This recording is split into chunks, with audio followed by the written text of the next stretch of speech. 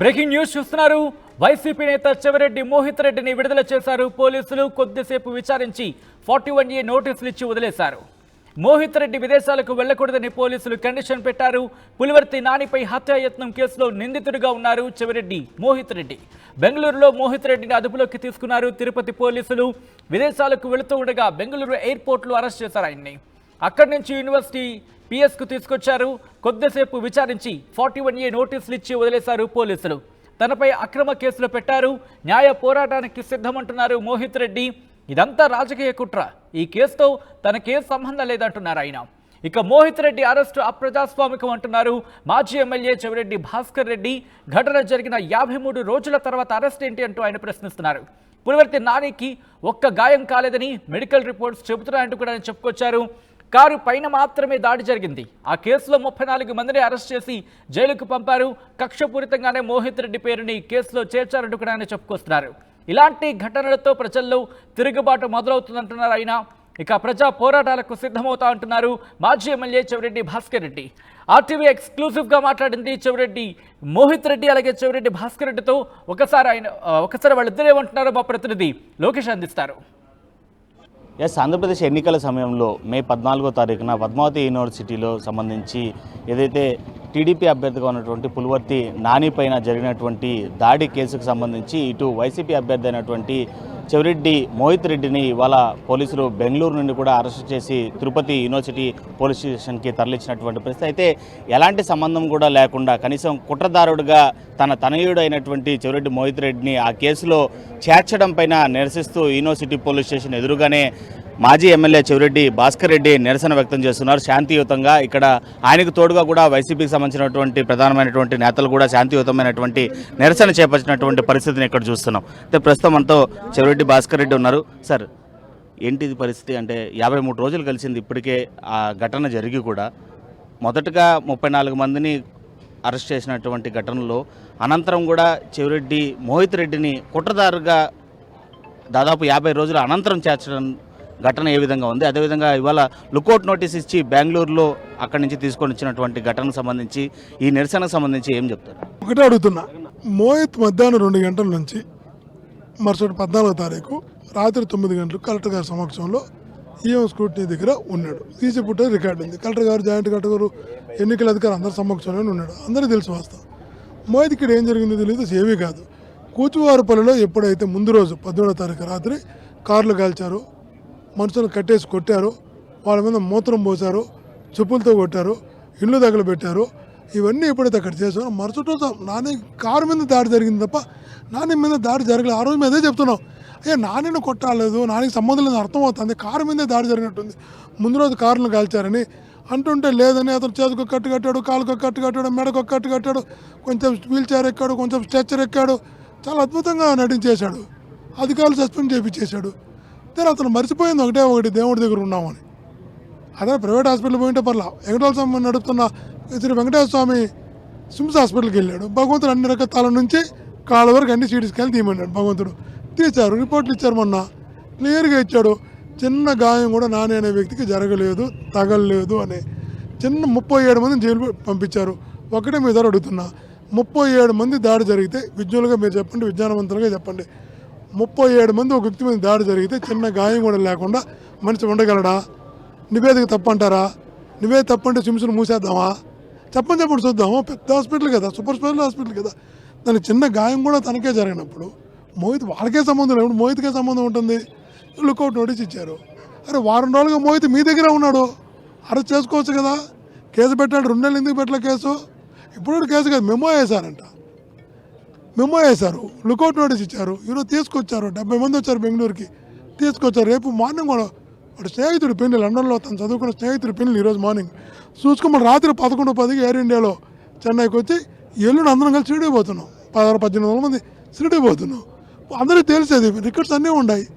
మీరు నిజంగా మోహిత్ని అరెస్ట్ అంటే ఇక్కడ అరెస్ట్ చేసుకోవచ్చు కదా, మనం ఇక్కడే ఉన్నాడు కదా.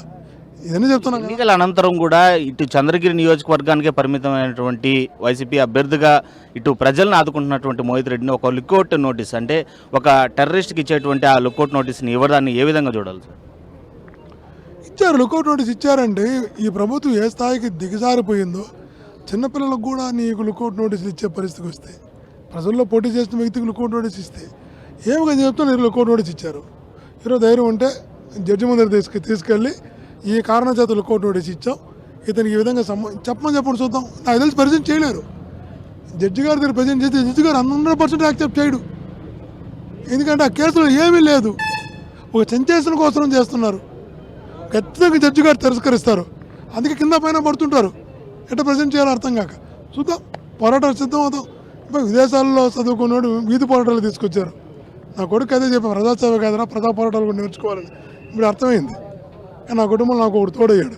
సో తండ్రిగా మీరు కూడా ఇలాంటివి ఎన్నో కేసులు ఎదుర్కొన్నారు. ఇవాళ మొదటి కేసుగా ఒక తనయుడు స్టేషన్లో చూసేటువంటి పరిస్థితి ఒక రకంగా బాధగా ఉన్న, రాజకీయాల్లో ఇది కామన్ అని అనిపిస్తున్నప్పటికీ కూడా దీన్ని ఏ విధంగా తీసుకోవాలి, అదేవిధంగా చంద్రగిరి నియోజకవర్గ ప్రజలకి కావచ్చు, వైసీపీకి సంబంధించినటువంటి కార్యకర్తలకు ఏ విధమైనటువంటి మెసేజ్ ఇవ్వబోతున్నారు? నేను ఒకటే చెప్తాను, నా కొడుకు వ్యసనాలకి బానిస అయితే, నా కొడుకు క్యారెక్టర్లు వదులుకుంటే నేను ఖచ్చితంగా బాధపడతా. నా కొడుకు ప్రజల కోసం పోరాటం చేస్తే, ప్రజల కోసం దెబ్బలు తింటే, ప్రజల కోసం జైలుకి వెళితే సంతోషించే తండ్రిని నేను. నా మనస్తత్వం అది. సో ఇప్పుడు ఎలాంటి అంటే ఈ కేసు 370 కూడా పెట్టారని తెలుస్తుంది సార్. ప్రస్తుతానికి ఏ కేసు పైన అరెస్ట్ చేయడం జరిగింది, ఎలాంటి పరిస్థితులు ఉన్నాయి, అదేవిధంగా మీకు సంబంధించినటువంటి లాయర్ కావచ్చు, పోలీసుతో ఎలాంటి కమ్యూనికేషన్ జరుగుతుంది? వాళ్ళు 307 పెట్టారు. ఏమన్నా పెట్టుకొని తప్పుడు కేసు పెట్టేటప్పుడు ఎన్ని సెక్షన్లు పెడితే ఏమవుతుంది దేవుడికి తెలుసు, ప్రజలకు తెలుసు, అందరికీ తెలుసు. కాబట్టి తప్పుడు కేసులు ఎప్పుడు కూడా నిలవు. ఆ రోజు వీళ్ళందరూ దోషులుగా కోర్టు ముందు నిలబడుకుంటారు. ప్రైవేట్ కేసులు వేస్తాం కదా, అందరిపైన పరునష్టం దావాలు వేస్తాం కదా, ఎందుకు వదిలిపెడతాం? నేను లా చదువుకున్నాండి, ఒక ప్రజాప్రతినిధిగా ఉన్నాడే కాదు, నేను చట్టం చదువుకున్నాను, సామాజిక శాస్త్రం చదువుకున్నాను, తెలుసు నాకు. ఇవి వదిలిపెట్టే క్వశ్చనే లేదు. ఇప్పుడు మోహిత్ రెడ్డి అరెస్ట్ అంటే ఇక్కడ ఉన్నాడని తెలుసుకున్నటువంటి ఇప్పటికే కార్యకర్తలు కూడా చాలా ఆవేశంతో ఉండేటువంటి పరిస్థితి. వాళ్ళకి ఏ విధమైనటువంటి మెసేజ్ ఇవ్వబోతున్నారు? చూస్తారు కదా యుద్ధ వాతావరణం, ఎంతమంది పోలీసులు పెట్టారు, ఎన్ని బారికాడ్లు పెట్టారు, ఎక్కడెక్కడ బంధించారు, మీరే చూస్తున్నారు ఏం జరుగుతుంది. కాబట్టి ఏం కాదు, చూద్దాం, వెయిట్ చేద్దాం. ఒక చంద్రగిరి నియోజకవర్గంలో కార్యకర్తలకు ఇచ్చేటువంటి చంద్రగిరి నియోజకవర్గంలో ఉన్న మా పార్టీ కార్యకర్తలు ఎప్పుడు యుద్ధానికి సిద్ధంగా ఉంటారు, ఏ ఇబ్బంది లేదు. ఈరోజు అందుకనే చూడండి, ఏ మూల చూసినా బారికేడ్లు, ఏ మూల చూసినా బంధిస్తున్నారు, అరెస్టులు చేస్తున్నారు. ఏంటి చూద్దాం, వెయిట్ చేద్దాం. Thank you. అది మొత్తం మీద ఏదైతే అవాళ జరిగినటువంటి ఘటనకి ఏమాత్రం సంబంధం లేనటువంటి తన తనయుడైనటువంటి వైసీపీ అభ్యర్థిగా చంద్రగిరి నియోజకవర్గంలో బరిలో ఉన్నటువంటి చెవిరెడ్డి మోహిత్ రెడ్డిని అన్యాయంగానే అక్రమ కేసులు బనాయించి ఇక్కడికి తీసుకురావడం జరిగింది. అయితే దీనిపైన న్యాయ పోరాటం అంటే జరిగినటువంటి అక్రమ ఘటనకు సంబంధించి ఏమాత్రం సంబంధం లేనటువంటి మోహిత్ రెడ్డిని అరెస్ట్ చేయడం పైన నిరసిస్తూ ఇవాళ మాజీ ఎమ్మెల్యే చెవిరెడ్డి భాస్కర్ రెడ్డి ఇక్కడ నిరసనకి వ్యక్తం చేస్తూ కూర్చున్నటువంటి పరిస్థితి. అదేవిధంగా నియోజకవర్గంలో వైసీపీ కార్యకర్తలు కావచ్చు, ప్రజానీకం కావచ్చు, తమకు సపోర్ట్గా ఉన్నారు. మోహిత్ రెడ్డికి ఆ ఘటనకి ఎలాంటి సంబంధం లేదనేసి యావత్తు ప్రపంచానికి తెలిసినటువంటి విషయం. చేసినటువంటి ఘటనకు సంబంధించి ఇప్పటికే 34 మందిని అరెస్ట్ చేసినటువంటి ఘటనలో అన్యాయంగా కావాలని అక్రమ కేసులు బనాయిస్తూ ఈ ప్రభుత్వం తీసుకున్నటువంటి చర్యలకు వ్యతిరేకంగా చంద్రగిరి నియోజకవర్గ ప్రజలే కాకుండా వైఎస్ఆర్సీపీకి సంబంధించినటువంటి కార్యకర్తలు కూడా ఆగ్రహంగా ఉన్నారు. అయినప్పటికీ చేస్తున్నటువంటి ఈ ఘటనలపైన న్యాయ పోరాటంతో తాము ఎల్లప్పుడూ సిద్ధంగా ఉంటాం, ఎల్లప్పుడూ ప్రజా సేవలోనే ఉంటాం.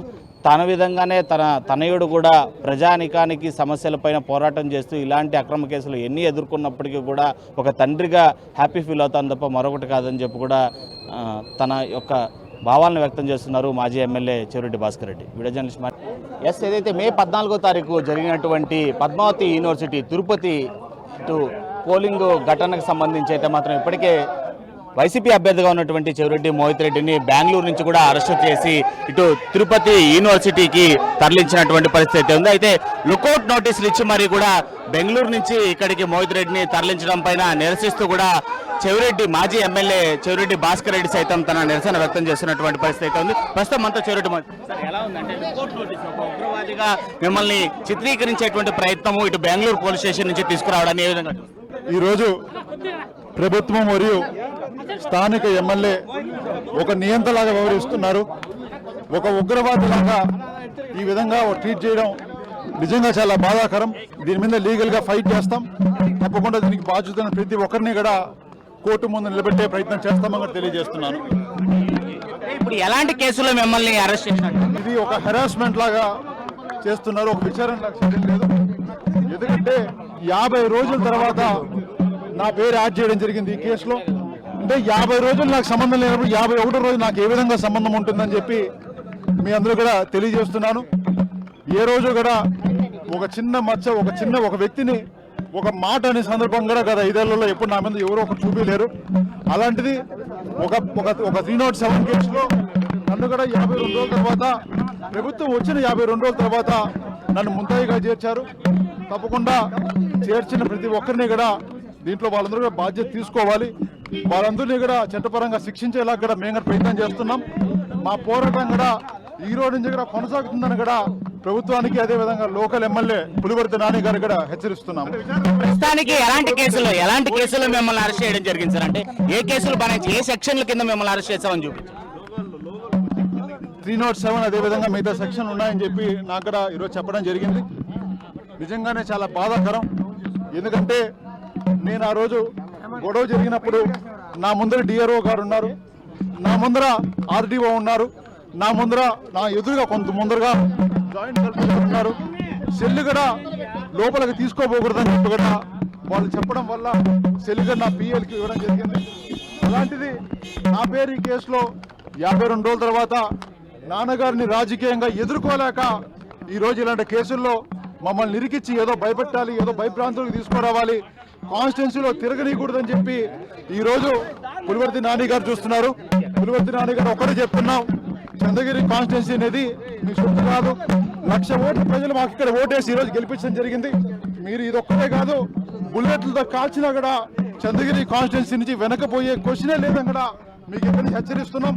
తప్పకుండా మీరు చేసే భూదందాలు కావచ్చు, మీరు చేసే ప్రతి ఒక్కదానికి మేము ఎదురుగా నిలబడతాం.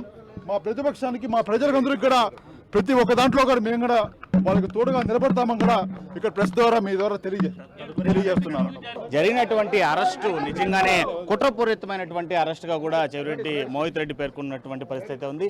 దానికంటే ముందు రోజు తనపైన జరిగినటువంటి దాడి కావచ్చు, అదేవిధంగా తన కారుని తగలబెట్టినటువంటి ఘటనకు సంబంధించి కూడా ఫిర్యాదు చేస్తే ఆ కేసును నీరుగార్చేటువంటి ప్రయత్నమే పోలీసులు చేశారు. కనీసం ఆ ఫిర్యాదును స్వీకరించి తనపైన జరిగినటువంటి దాడికి సంబంధించి ఎలాంటి ఎంక్వైరీ చేయకపోగా కనీసం ఆ ఫిర్యాదును కూడా స్వీకరించినటువంటి పరిస్థితి అయితే ఉంది. అయితే ఇటు పులివర్తి నానిపై జరిగినటువంటి దాడికి సంబంధించి అయితే మాత్రం కేవలం కారు మాత్రమే ధ్వంసం అయితే దానికి 307 హత్యా నేరం కింద తన్ని అసలు ఏమాత్రం సంబంధం లేనటువంటి తన్ని అరెస్ట్ చేయడం వెనక తీవ్రమైనటువంటి దిగ్భ్రాంతి వ్యక్తం చేస్తూనే ఈ అరెస్టుకు సంబంధించి తానేమి భయపడేటువంటి సిచ్యువేషన్లో లేను, రానున్నటువంటి రోజుల్లో ప్రజా సమస్యలపైన పోరాటం చేస్తాను కాబట్టి తన తండ్రి ఏ విధంగా అయితే మాత్రం గతంలో ఇటు ప్రజా సమస్యలపైన పోరాడుతూ జైలు జీవితం అనుభవించాడో అలాంటి కేసులను ఎదుర్కోవడానికి తాను సైతం సిద్ధంగా ఉన్నానని చెప్పి చంద్రగిరి నియోజకవర్గ ప్రజలు కూడా తనపైన ఈ పెట్టినటువంటి అక్రమ కేసుకు సంబంధించి ఎలాంటి ఆవేశాలకి లోను కాకుండా సమన్వయం పాటిస్తూ కూడా ప్రతి ఒక్కరూ సపోర్టివ్గా శాంతియుతమైనటువంటి భావనలోనే ఉండాలని చెప్పి కూడా ఇటు వైసీపీకి సంబంధించినటువంటి కార్యకర్తలను కావచ్చు, చంద్రగిరి నియోజకవర్గ ప్రజలను కూడా ఇటు అభ్యర్థిస్తూనే తాను ఇలాంటి సమస్యలు ఎన్ని వచ్చినప్పటికీ ఇలాంటి కేసులే కాకుండా దీనికి మించినటువంటి కేసులు వచ్చినప్పటికీ కూడా ఎదుర్కోవడానికి సిద్ధంగా ఉన్నానని చెప్పి కూడా చెప్తున్నాడు చెవిరెడ్డి మోహిత్ రెడ్డి. వీడియో జర్నలిస్ట్ మణికంఠతో Lokesh reporting for RTV Tirupati.